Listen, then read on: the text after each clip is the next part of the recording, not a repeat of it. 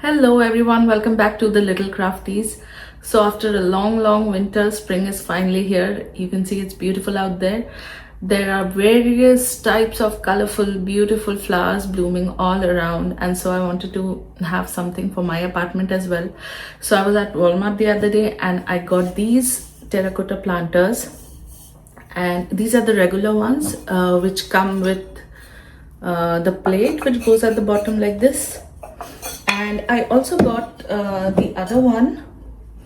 It is slightly of a rounded, different kind of shape. I really like the shape of this. It was really interesting, and even the plates are different. Like it goes like this.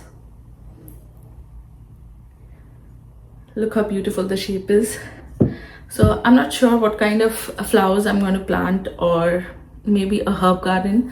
But before I do that, I just wanted to give it a personal touch. These terracotta planters look a bit plain to me right now, so I wanted to do something, a little bit of artwork, not something very fancy. So I'm just going to use these Posca markers to make some simple drawings on these planters, and let's see how it goes.